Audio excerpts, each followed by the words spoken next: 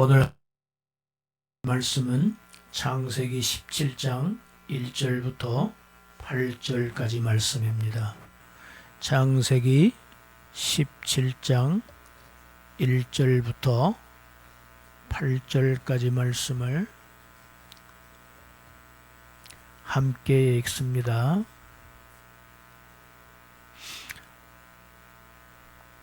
아브라함이 99세 때 여호와께서 아브라함에게 나타나서 그에게 이르시되 앞에서 행하여 완전하라. 내가 내 언약을 나와 너 사이에 두어 너를 크게 번성하게 하리라 하시니 아브라함이 엎드렸더니 하나님이 또 그에게 말씀하여 이르시되 보라, 내 언약이 너와 함께 있으니 너는 여러 민족의 아버지가 될지라. 이제 후로는 네 이름을 아브라함이라 하지 아니하고 아브라함이라 하리니 이는 내가 너를 여러 민족의 아버지가 되게 함이니라. 내가 너로 심히 번성하게 하리니 내가 네게서 민족들이 나게 하며 왕들이 네게로부터 나오리라. 내가 내 언약을 나와 너 및 내 대대 후손 사이에 세워서 영원한 언약을 삼고 너와 내 후손의 하나님이 되리라. 내가 너와 내 후손에게 내가 거류하는 이 땅 곧 가나안 온 땅을 주어 영원한 기업이 되게 하고 나는 그들의 하나님이 되리라. 아멘. 오늘 말씀의 제목을 우리가 같이 한번 읽읍시다. 나는 너희의 하나님이 되리라. 다시 한번요. 나는 너희의 하나님이 되리라. 오늘 하나님의 말씀이 우리들의 실제 삶 속에서 길에 빛이 되고 등불이 되는 그러한 역사가 있기를 주님의 이름으로 축원하면서 말씀을 전합니다.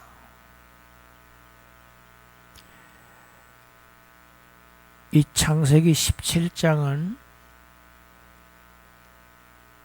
15장에서 하나님께서 세우신 언약, 그 언약을 이루어 가시는 데 있어서 특별한 전기가 되는 그러한 장입니다. 하나님께서 자신이 세우신 언약을 확고하게 하시고 확대하고 하시고 재선포하시는 내용입니다. 아주 중요한 전기가 되는 그러한 장이 17장입니다. 16장 마지막 절에서 아브라함이 하갈을 얻은 나이가 86세였다고 기록하고 있습니다. 그로부터 13년 후 아브라함이 99세 때에 하나님께서 다시 아브라함에게 나타나십니다. 이 13년 동안이라고 하는 기간 동안 아브라함은 이제 새로 태어난 자신의 아들 이스마엘이 자라는 것을 정말 귀엽게 사랑스럽게 바라보면서 또 후처를 얻었어요. 창세기 25장에 가서 보면 그두라라고 하는 후처를 얻어서 거기에서 6 아들을 더 얻습니다. 아브라함은 23년 동안 정말 꿈같은 세월을 보냈습니다. 아들을 얻었으니까. 자기가 낳은 아들입니다. 아브라함은 이 기간 동안 이스마엘을 후사로 생각하고 이스마엘에게 모든 기대를 걸고 아주 행복하게 살았습니다. 이런 때에 하나님께서 아브라함에게 나타나셔 말씀하신 첫 말씀, 나는 엘샤다이 전능한 하나님이라, 이렇게 선포하십니다. 같이 합시다. 엘샤다이. 어렵습니까? 전능한 하나님, 전능한 하나님이다. 하나님이 직접 자신을 소개하시는 것인데, 창세기 15장 7장에 보면은 하나님이 자신을 나는 야훼라, 여호와라, 이렇게 자신의 순하지요. 그런데 오늘 본문에서 다시 나타나신 하나님은 아브라함에게 자신의 속성, 전능하심을 나타내는 이름으로 자신을 소개하십니다.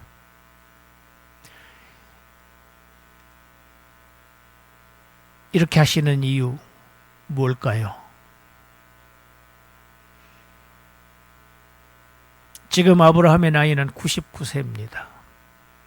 내가 비록 나이가 99세이지만 나는 너로 하여금 아들을 낳게 할 수 있는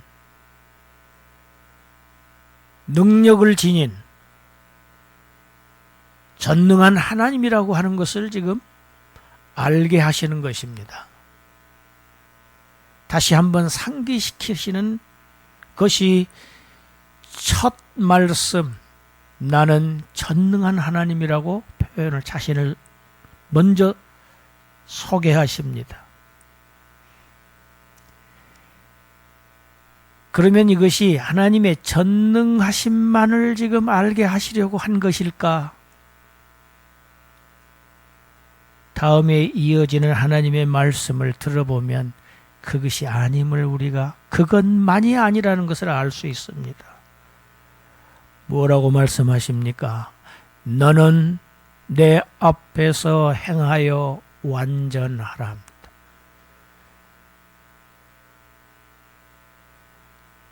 아브라함이 하나님 앞에서 행하고 있으면 하나님께서 이렇게 말씀하시지 않겠지요. 우리가 잘 알고 있습니다.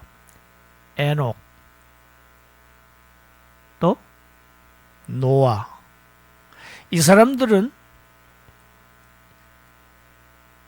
하나님과 동행하는 삶을 살았다고 성경이 아주 칭찬하고 있습니다. 극찬하고 있습니다. 노아는 그 시대의 어떤 사람들보다도 완전한 자였다고 성경이 말합니다. 하나님과 동행하는 완전한 삶을 살았는데 너는 내 앞에서 행하라. 이 말의 원뜻은 걸으라, 하나님을 따라 걸어라, 하나님을 뒤따라가라, 바짝 하나님 뒤를 따라가라, 함께 가라, 이러한 단어입니다. 이 히트하리라고 하는 단어가.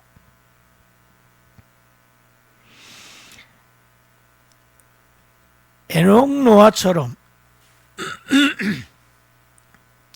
하나님께 동행하는, 하나님 앞에서의 삶, 우리가 코람데오라고 하죠. 하나님 앞에서의 삶을 살지 못하고 불완전한 삶을 살고 있는 지금 아브라함을 책망하시는, 책망이 내포되어 있는 명령입니다. 너는 그렇게 살고 있지 못하다. 그렇게 살아야 한다. 아브라함은 하나님의 약속을 받은 사람입니다. 하나님으로부터 약속을 받았다고 하는 사실은 정말 대단한 사실입니다. 높은 지위에 있는 사람이 자신이 어떻게 나에게 해주겠다고 나에게 약조를 한 것, 굉장히 대단한 일이죠. 하나님이 사람에게 약속을 하셨다. 이건 보통 일이 아닙니다. 아브라함은 약속을 받았지만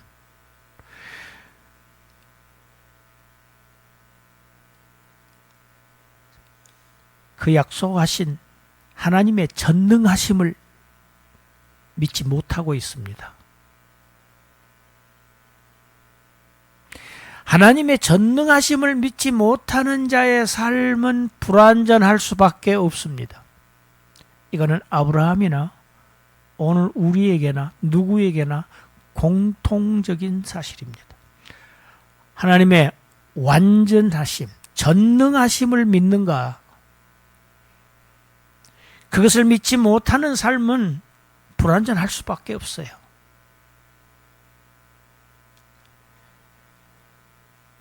하나님은 아브라함에게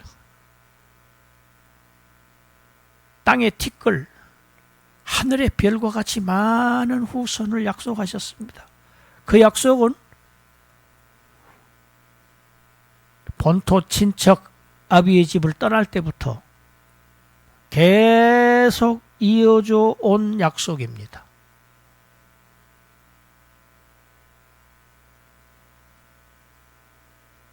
그러나 아브라함은 하나님의 그 약속을 제대로 이해하지 못했습니다. 그래서 지금까지 어떤 삶을 살았습니까? 조카 롯을 데리고 나왔습니다. 자신의 방법, 자신의 생각, 자신의 계획대로 후사를 삼으려고 롯을 데리고 나왔고, 출발부터 또 내 아내 사례를 통해서 너로부터 낳은 자식을 통해서 내가 하늘의 별과 같은 후손을 주겠다고 하셨는데 아내를 누이라고 속여서 다른 사람의 아내가 되게 합니다. 하나님의 언약을 제대로 이해하지 못한 겁니다. 뿐만 아닙니다. 다메섹에서 출신 사온 그 종 엘리에셀을 후손으로 삼으려고, 후사로 삼으려고. 지금은 자신의 몸에서 난 이스마엘을, 그리고 후처 그두라를 통해서 낳은 6 아들을 통해서 지금 후사를 삼으려고 그들에게 온 기대를 쏟아가면서 살고 있습니다. 그런 아브라함에게 하나님께서는 내가 2절이지요? 내가입니다. 자꾸 이후부터는 하나님 내가 하셔요. 하나님이 주체적으로, 하나님이 주권적으로 하나님이 하시겠다는 겁니다. 너의 나이가 몇 살인가 무언가 그게 관계가 있는 게 아니고 내가 하겠다는, 전능한 내가 하겠다나 말씀. 내가예요. 항상 내 언약을 내 언약이라고 하십니다. 왜 내 언약이라고 하실까요? 15장에서 하나님께서 약속을 하시고 그 언약의 맹세를 아브라함 보고 하라고 하시지를 않았어요. 아브라함은 아무것도 한 게 없습니다. 하나님이 하셨어요. 맹세를. 그 쪼개진 짐승 사이를 하나님이 지나가시면서 맹세한, 내가 맹세했기 때문에 내 언약, 내가 세웠기 때문에 내 언약이라고 하시는 겁니다. 내가 세우고 내가 너에게 반드시 지키겠다고 너에게 맹세한 내 언약을 나와 너 사이에 두어서 너를 크게 번성하게 하리라. 이것이 하나님의 말씀입니다.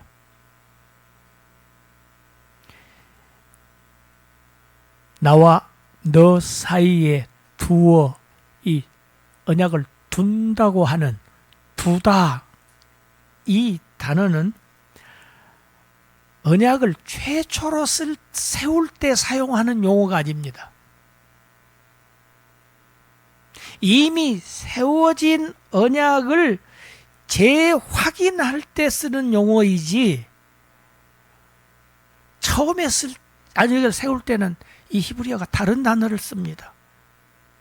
카라트라고 하는 단어를 써요. 그런데 여기서는 그 단어를 쓰지 않아요. 나탄이라고 하는 단어를 씁니다. 창세기 15장에서 이미 하나님께서 언약을 세우셨지요. 그런데 그것을 다시 세우시는 겁니다. 다시 확인시키시는 겁니다. 왜요? 아브라함 때문입니다. 이스마엘을 상속자로 생각하고 사라를 통한 그 아들을 아브라함은 이미 포기했습니다.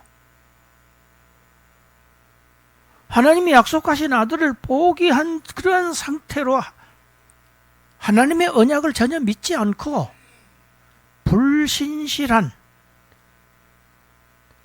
불완전한 삶을 살고 있는 그러한 아브라함과 하나님은 다시 자신의 언약을 계속 이어가셔야 하기 때문에 지금 99살 된 아브라함에게 나타나신 겁니다. 하신 말씀, 내가 세웠던 그 언약, 내가 맹세한 언약, 그 언약을 내가 너 사이에 다시 한번 확고하게 세우리라. 그 언약을 확고하게 하는 구체적인 방법에서 먼저 하나님의 역할을 말씀하십니다. 하나님께서 하실 일. 오늘 본문은 아브라함에게 하신 하나님의 그 언약을 다시 확고하게 세우는데 1단계입니다. 하나님의 역할을 말씀한 겁니다. 17장 아브라함이 해야 할 일을 언급하고 있는 이 두 부분으로 17장이 나뉩니다.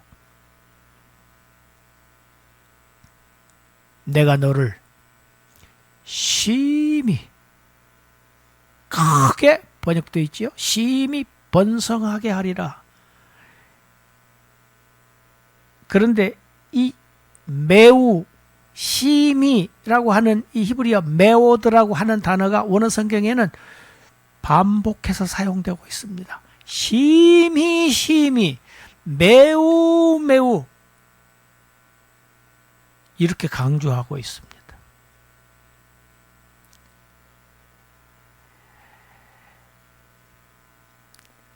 하나님이 얼마나 지금 아브라함을 이렇게 확신을 주시려고 애쓰시는지 하나님의 애쓰심이 우리가 지금 읽혀지는 대목입니다. 내가 너를 심히 심히 번성하게 하리라. 사라는 아직까지도 아이를 낳지 못하고 있습니다. 아브라함 99세입니다. 이러한 상황에서 하나님께서 나는 전능한 하나님이다. 내가 과거에 세웠던 그리고 내가 맹세했던 그 언약을 너와 나 사이에 다시 한번 견고하게 하리라. 그 첫 단계로 나는 너를 심히 심히 매우 매우 번성하게 하겠다.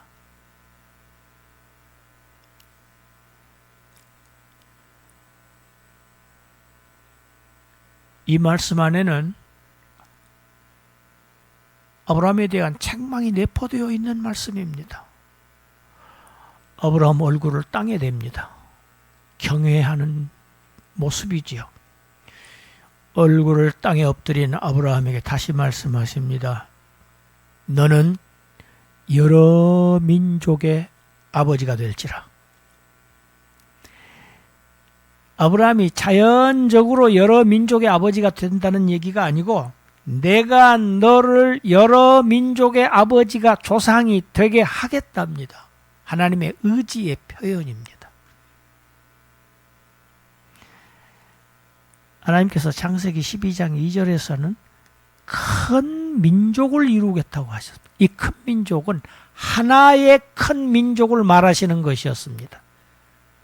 그런데 17장 여기에서는 아브라함을 여러 민족의 조상으로 하나님이 삼으시겠다는 뜻입니다. 확대되지요. 확장되지요. 자, 이스마엘 낳지요. 후처 그두라에게서 6 아들이 생겨났지요. 그리고 앞으로 하나님이 또 약속하신 아브라함의 아들 이삭, 이들이 각각 이들의 누굽니까? 아브라함의 혈통을 이은 그러한 여러 민족을 형성하실 것을 하나님께서 지금 약속하신 것입니다. 이 약속을 확실하게 아브라함에게 각인시키시려고 아브라함의 이름을 바꾸어 버립니다. 여러분, 이름을 바꾼다는 얘기는요, 이름은 그 사람의 전 인격입니다. 그 사람의 모든 것이 이름 안에 들어 있습니다. 이것이 성경에 있는 이름의 의미입니다. 이름의 신학입니다. 우리는 예수의 이름으로 구원을 받습니다. 우리는 예수의 이름으로 기도합니다. 사도들은 예수의 이름 때문에 고역을 당했습니다. 핍박을 당했습니다. 예수의 이름이 뭔가?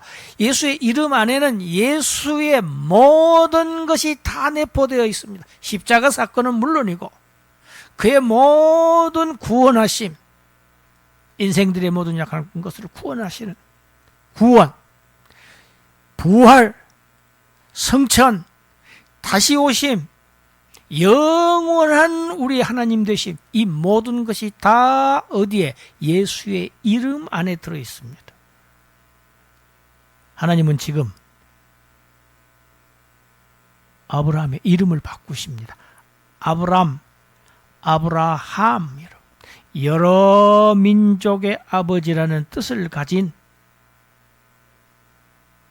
이름으로 바꾸어 버리십니다. 그리고 과거의 그 이름, 아브라함 이름은 다시는 못 부르게 만드십니다.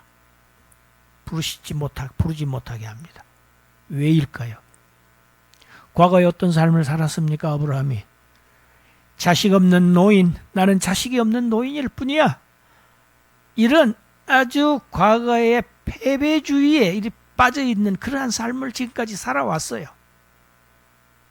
그런데 이제 하나님께서 다시 주신 이름, 수많은 민족의 아버지라는 이 이름을 부를 때마다 하나님께서 내 몸에서 날 내 자식을 통해서 수많은 민족들을 하나님께서 이루신다고 하는 그 약속을 그때 부를 때마다 생각나게 하시려고 하신 겁니다.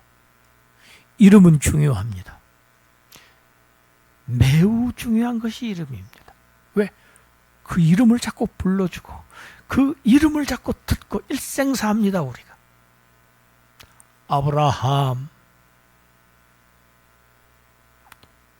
수많은 하나님께서 만들어주실 수많은 민족의 조상이 된다는 것을 늘 부르고 듣고 불리우고 그때마다 생각하라. 내 언약을 생각하라. 잊지 말아라. 기억하라. 수많은 민족을 아브라함을 통해서 나오게 하신다고 했는데 이것은 단지 숫자만 많은 집단을 의미하는 것이 아닙니다. 6절이 어떻게 표현하고 있습니까? 내게서 민족들이 나게 하며 왕들이 내게로부터 나오리라. 구체적입니다. 아주 정상적인 국가를 이루고 왕조를 이루어서 번성하게 하시겠다는 겁니다. 그냥 숫자만 단순하게 많게 하시겠다는 이야기가 아닙니다. 지금까지 아브라함 때문에, 아브라함으로 인해서 하나님의 언약이 견고하게 서지 못했습니다. 이제 하나님은 그 언약을 다시 세우려고 하십니다. 7절에 다시 세우신다고 해요. 그런데 이 다시 세우시는 방법이 좀 다릅니다. 2절에서는 이 언약은 하나님과 아브라함 사이에 세워진 언약이었습니다. 그런데 7절에서는 누구와 세웁니까? 내 언약을 나와 너, 그 다음에 더 확장된 인물들이 있습니다. 내 대대후손 사이, 대가 정해지지 않았습니다. 대대로 너의 후손 사이에서 세운다. 여러분, 대대로 세워지는 언약은 영원한 언약입니다. 할렐루야. 여기에서 영원한 언약이라는 용어가 등장합니다. 영원하신 하나님, 여러분, 하나님 자신이 영원하십니다. 하나님의 행위는 다 영원한 행위입니다. 하나님 자신이 영원하시기 때문에 하나님이 세우신 언약은 영원한 언약이다. 너의 대대로 아브라함에게서 그치지 않습니다. 이삭에게서 그치지 않아요. 야곱에게서 그치지를 않아요. 요셉에게서 그치지를 않습니다. 이스라엘의 대대로 영원한 아브라함의 후손 사이에 이 언약 세워진다.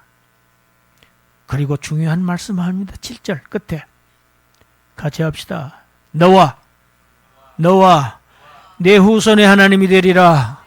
할렐루야. 영원한 언약을 세우시는 목적이 무엇인가? 너와 내 후손의 하나님이 되시고자 함입니다. 이것이 하나님의 목적입니다. 언약을 영원히 세우시는 것은 영원한 내가 너의 하나님이 되기 위해서이다. 목적이 분명합니다. 하나님 가나안 땅을 약속하셨습니다. 영원한 소유로 가나안 땅을 주신 하나님, 실제로 그들의 하나님이 되셨습니다. 우리 출애굽기 3장 6절 우리 읽어봅시다. 또 이르시되 나는 내 조상의 하나님이니 아브라함의 하나님, 이삭의 하나님, 야곱의 하나님이니라. 이 말씀을 누가복음 20장에서는 예수님이 인용하셔요. 그러시면서 예수님이 이 설명을 하시는데 하나님은 죽은 자의 하나님이 아니고 산 자의 하나님이니라. 아브라함은 내 앞에서 살아있느니라.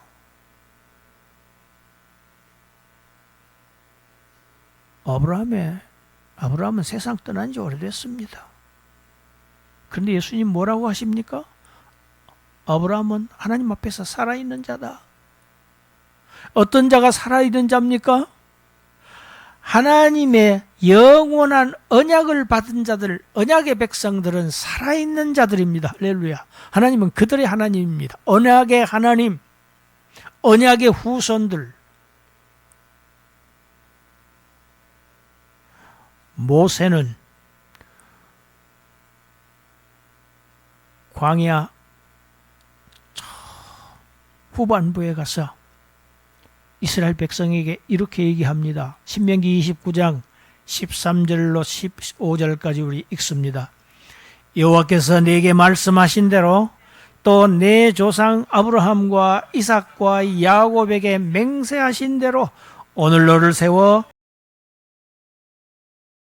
친히 내 하나님이 되시려 함이니라. 내가 이 언약과 맹세를 너희에게만 세우는 것이 아니라 오늘 우리 하나님 여호와 앞에서 우리와 함께 여기 서 있는 자와 오늘 우리와 함께 여기 있지 아니한 자에게까지니. 할렐루야. 것에 뭐라고 합니까? 아브라함, 이삭, 야곱에게 맹세하신 그 언약, 영원한 하나님이 되겠다, 영원한 땅을 기업으로 주겠다,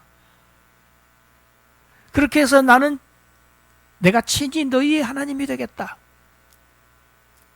이건 아브라함의 후손이 이스라엘이지요. 이스라엘 민족과만 세우신 게 아니다. 여기 있는 우리와만 세운 게 아니야. 여기 있지 아니한 자들에게까지도 세우신 것이다. 할렐루야.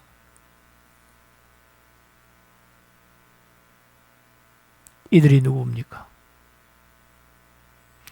아브라함의 자손 예수 그리스도의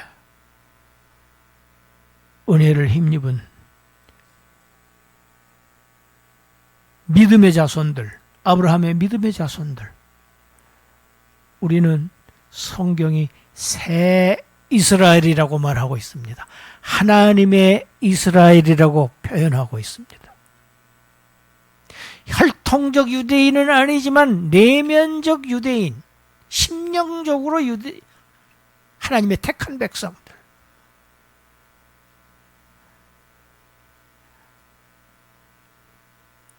아브라함,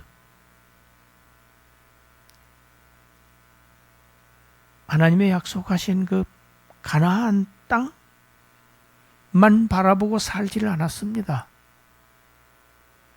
히브리서 11장에 가서 보면 아브라함이 기대한 것은 그게 아니었어요.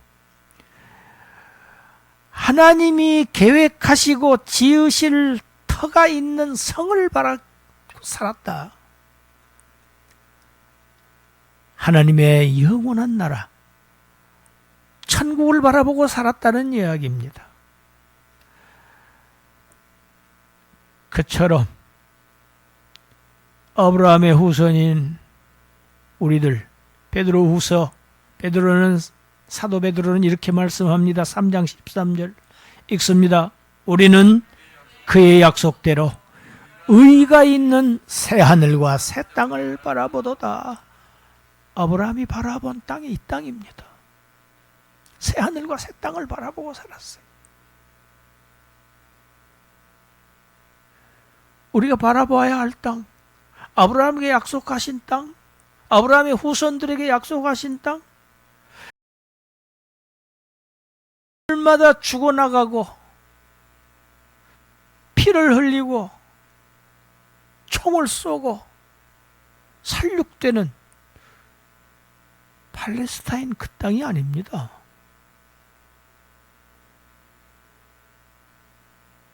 그 땅은 상징입니다. 모형입니다. 새 가나안, 새 땅, 새 하늘과 새 땅, 의가 있는 의의 나라, 의의 왕이 다스리시는 샬롬이 있는 나라, 영원한 평화가 있는 나라. 가나안에 어디가 평화가 있습니까? 그 땅처럼 평화 없는 땅이 없습니다. 비극의 땅입니다. 지금 그 땅은.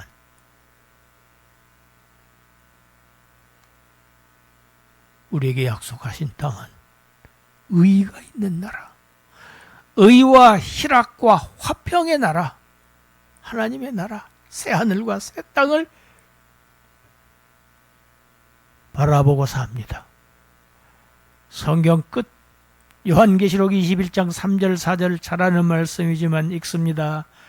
내가 들으니 보좌에서 큰 음성이 나서 이르되 보라, 하나님의 장막이 사람들과 함께 있음에 하나님이 그들과 함께 계시리니 그들은 하나님의 백성이 되고 하나님은 친히 그들과 함께 계셔서 모든 눈물을 그 눈에서 닦아주시니 다시는 사망이 없고 애통하는 것이나 곡하는 것이.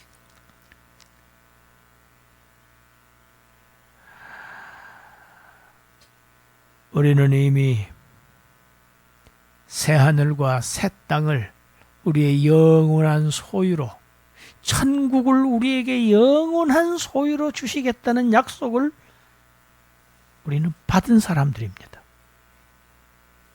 믿음으로 아브라함의 자손 되어서 이 약속을 아브라함의 대대 후손까지 세우신 이 영원한 언약, 우리가 이 약속의 당사자입니다. 수혜자입니다. 약속만 하시지 않아요. 하나님은 언약하시고 자신이 스스로 쪼갠 짐승 사이로 지나가시면서 맹세하셨던 하나님은 오늘 또 우리에게 그냥 말씀만 하시지 않습니다. 고린도후서 1장 21절 22절 읽습니다. 우리를 너희와 함께 그리스도 안에서 굳건하게 하시고 우리에게 기름을 부으신 이는 하나님이시니 그가 또한 우리에게 인치시고 보증으로 우리 마음에 성령을 주셨느니라. 할렐루야. 우리에게 확 너는 내 것이야. 이 언약 인치시고 보증으로 보내주신 누굽니까? 성령 하나님. 우리 안에 내주하시는 성령 하나님. 보증이 멀리 있지 않아요. 밖에 있지 않아요. 하나님이 우리의 보증이십니다. 할렐루야. 예.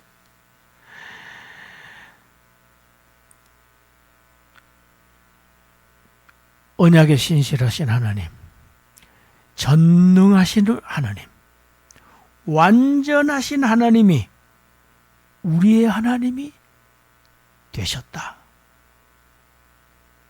지금 하나님이 우리와 함께 계시면서 이 사실을 인치시고 보증하고 계신다. 여러분, 우리가 하나님으로 추대한 것 아닙니다. 우리가 하나님을 옹립한 것 아닙니다. 하나님 자신이 스스로 우리의 하나님이 되시는 것입니다. 할렐루야. 예. 이게 하나님의 소원이에요. 성경은 창세기부터 계시록까지 계속 하나님의 소원이 표현되어 있습니다. 너희는 내 백성이 되고 나는 너희의 하나님이 되리라. 너희는 내 백성으로 삼고 나는 너희의 하나님이 되리라. 소원을 성경은 반복하고 있습니다. 오늘도 하나님께서 저와 여러분들에게 나는 너희의 하나님이 되리라. 나는 너와 내 후손의 하나님이 되리라. 나는 그들의 하나님이 되리라. 우리에게 지금도 그 말씀 반복하시면서 다시 한번 확인시켜 주시면서 보증하시고 확증하시는 이 그분은 성령 하나님이십니다.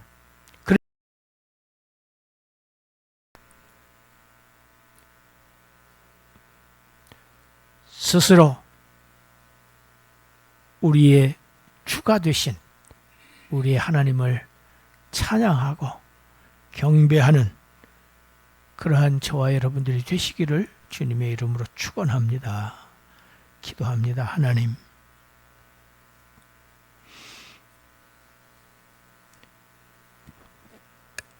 아브라함처럼 때로는 우리가 하나님의 약속을 온전하게 믿지 못하고 의심하고 불안해하고 그럴 때 많이 있습니다. 그러나 언약에 신실하신 하나님, 전능하신 하나님,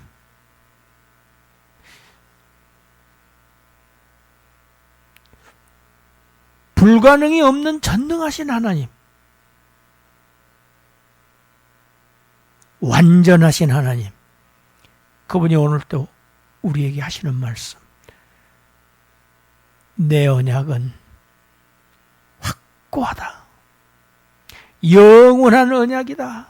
시간이 흘러도 변하지 않는다. 내가 그것을 지키겠다. 보증으로 우리에게 성령을 보내주신 이 언약, 오늘도 우리 붙들고 이 약속을 향해서 이 약속의 나라를 향해서 매일매일 행하는, 걸어가는, 주님과 아버지와 동행하는 그러한 온전한 삶을 사는 자들로 주님 세워 주시옵소서. 감사드리옵고 예수님 이름으로 기도드립니다.